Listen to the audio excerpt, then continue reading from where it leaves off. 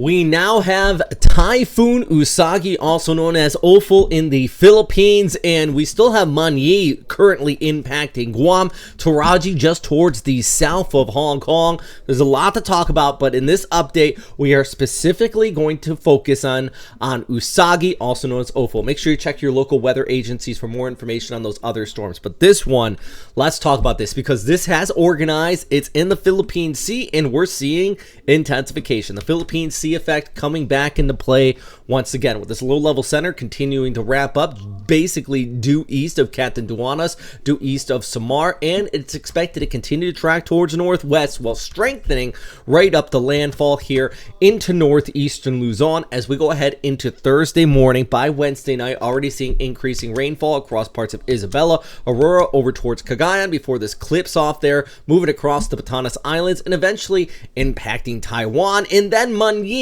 likely going to be making landfall as a typhoon into the northeastern Luzon again as we go ahead into the weekend. Guys, I know, I get it. It is relentless. It's one storm after another. High resolution here, just showing. I'll actually back it up just a bit so you can see the time frame in the top of the screen here. This is heading throughout the day on Wednesday. Wednesday's a break if you are being impacted by the current floods ongoing in the Cagayan Valley. Wednesday, still got a chance to kind of clean things up.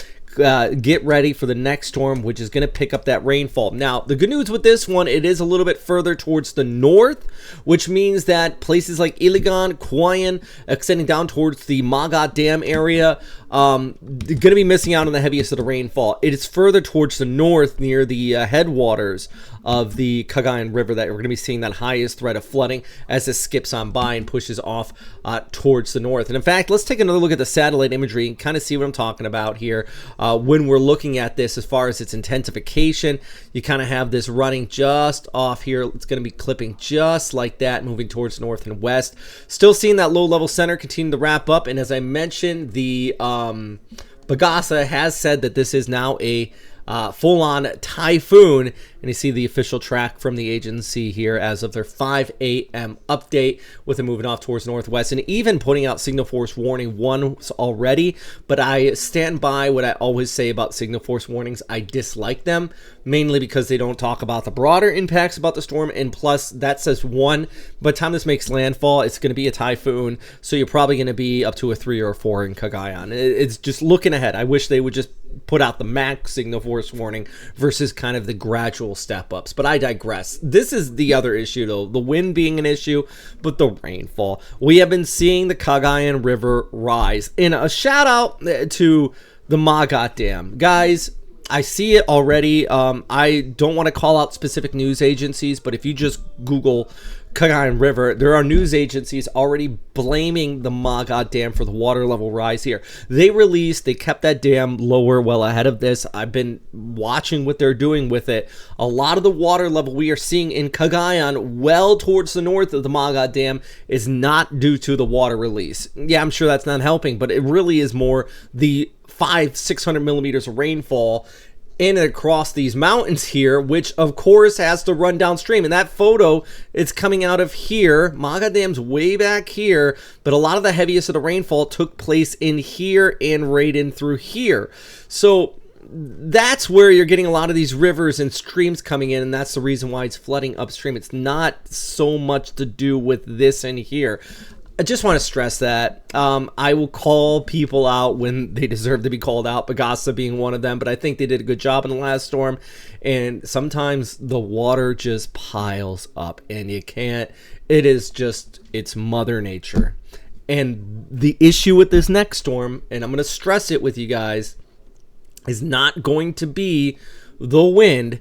It will be the fact that we are going to be looking at another storm system bringing a lot more rain on top of the already saturated grounds there in northeastern Luzon. The water levels are high, and then behind that you got another typhoon that's going to be coming in on top of already saturated grounds and high water levels, meaning the flood threat in northern Luzon is going to continue to be the issue. If you are in one of those low-lying areas out here, maybe you're thinking, oh, well, the river's almost there, but it's not quite flooding me yet.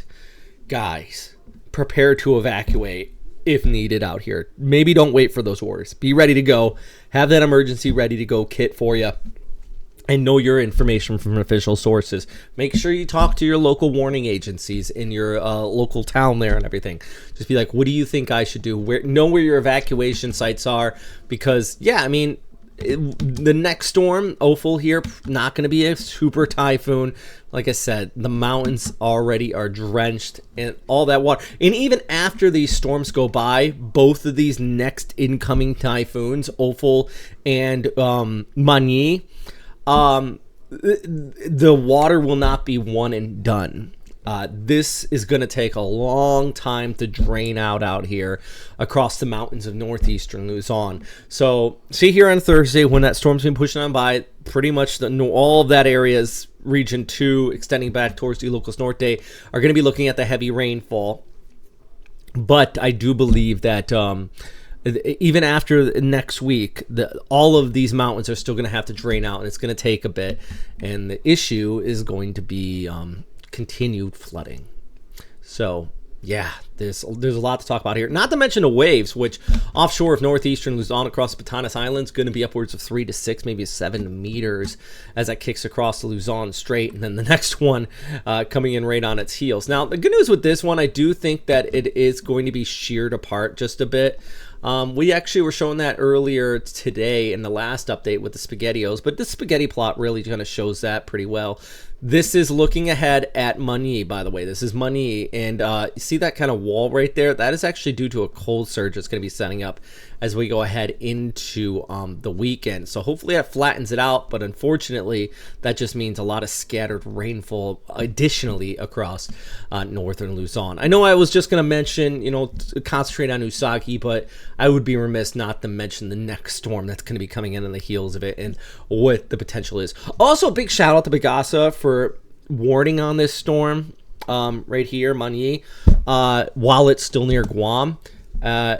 One of my first major storms, I was covering storms for a few years. One of my first major storms I covered was Haiyan, Yolanda, and PAGASA got a lot of slack, a lot of crap, pardon my language, for that storm because they didn't put out warnings until it crossed our imaginary line right here.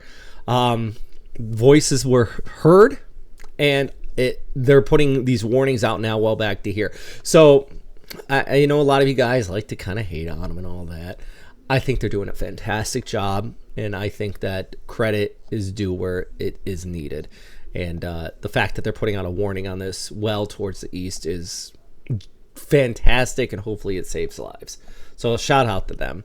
By the way, lastly, I do want to mention that is what's left of Nika, completely and utterly sheared apart, and this goes back to that cold surge and what shear can do to a storm. It's absolutely just rip it apart here. This is still south of that, but as it cuts like that, I do expect this storm to get ripped apart once it hits that jet stream right in there too.